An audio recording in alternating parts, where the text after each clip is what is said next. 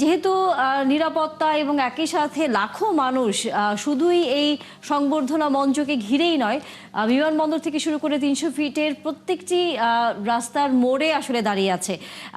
তাদের সাথে তারেক রহমান হাত দিয়ে তাদের প্রতি তিনি যে অভিবাদন জানাচ্ছেন, তিনি তাদের প্রতি কৃতজ্ঞতা প্রকাশ করছেন, আমরা আসলে সেটি দেখতে পাচ্ছি।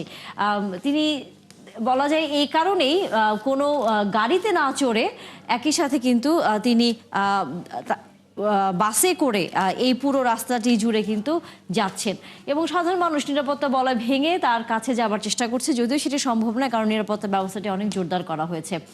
এবং একই সাথে যদি আমরা দেখি যে নেতাকর্মীরাও তার সাথে আছেন, যারা এই তার সাথে বিমানবন্দর থেকে শুরু করে সংবর্ধনা যে মঞ্চটি তৈরি করা হয়েছে ৩০০ ফিটে, সেখানে আসলে যাচ্ছেন।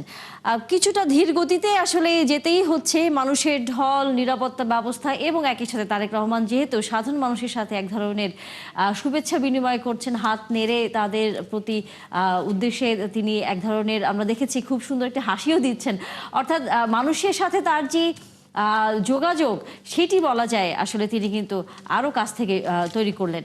রাকিব, যেহেতু আপনিও আছেন, আপনার দৃষ্টিতেও বিষয়টা আসলে কেমন মনে হচ্ছে? কারণ তারেক রহমান আসলে এখন বলা যায় সাধারণ মানুষের অনেক কাছাকাছি অবস্থান করছেন। তাহলে আপনি যখন বলছিলেন আমি তখন আসলে ফেসবুক স্ক্রল করছিলাম, দেখার চেষ্টা করছিলাম যে মূল ঘটনার আশপাশের ঘটনাগুলো আসলে কি সাধারণ মানুষের দৃষ্টিতে, এবং আপনাকে আমি একটু দেখাচ্ছিলামও।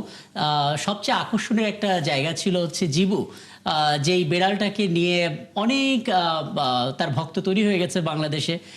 সেই বেড়ালটা বাংলাদেশে এসেছে ছোট্ট বক্স, সেই বক্সের মধ্যে করে আমরা দেখতে পেলাম জিবু, পার্সিয়ান ক্যাট, যেটা আসলে তারেক রহমানের মেয়ে জাইমা রহমানের পোষা বিড়াল, সেটা আসলে এসেছে। সেই ছবিটা আমরা দেখলাম ফেসবুকে ছড়িয়েছে। এর বাইরে আমরা এটাও আমি স্ক্রল করতে গিয়ে দেখলাম যে প্রধান উপদেষ্টা বোধহয় তারেক রহমানকে ফোন দিয়েছেন এবং তারেক রহমান কৃতজ্ঞতা জানিয়েছেন সমস্ত আয়োজনের জন্য, সেই খবরটিও দেখছিলাম। পাশাপাশি সাধারণ মানুষের আগ্রহের জায়গা দেখছিলাম। অনেকে আমরা দেখলাম যে আমাদের যে ফুটেজটা সকাল থেকে আমরা প্রচার করছিলাম, যেটা আসলে সুজাতার সঙ্গে আপনি প্রথম তারেক রহমানের দেশে সিলেটের মাটিতে ল্যান্ড করার যেই ছবিটা, যে ভিডিওটা আপনি দেখিয়েছিলেন, সেটাও কিন্তু অনেক শেয়ার হচ্ছে ফেসবুকে এবং অনেকে আসলে সেই ছবিটা শেয়ার করে নিজেদের মতো করে ক্যাপশন দিয়ে প্রচার করছেন। এটা একটা যেমন আশাবাদ তৈরি করছে যে রাজনীতির মধ্যে অনেকে কোনো একজন নেতাকে নিয়ে এমন উচ্ছ্বসিত হওয়ার যে গল্পটা, সেটা অনেকদিন আমরা অনুপস্থিত দেখেছিলাম, আজকে আমরা সেটা দেখতে পাচ্ছি।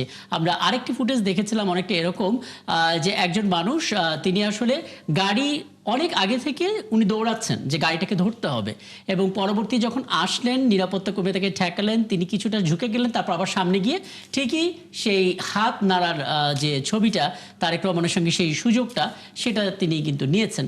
অর্থাৎ যেই সংশয়টা ছিল যে তারেক রহমান হয়তো কালো কোনো কাছে ঘেরা গাড়িতে যাবেন, তাকে দেখা যাবে না, তেমনটা কিন্তু হচ্ছে না। খুব কাছ থেকে আসলে বেশিরভাগ সময় আমরা আসলে দেখি যে নিরাপত্তার কারণে হোক, যে তখন কিন্তু এরকম কালো কাছে ঘেরা গাড়িতেই আসলে কিন্তু বড় বড় নেতারা আসলে চলাফেরা করেন, কিন্তু সেখানে আমরা দেখতেই পাচ্ছি স্বচ্ছ কাছে তিনি ঘেরা বাসে করে যাচ্ছেন। সাধারণ মানুষ আসলে তার প্রতি এক ধরনের কৃতজ্ঞতাও প্রকাশ করছে এবং তিনিও তাদের প্রতি সেটি ফিরিয়ে দিচ্ছেন।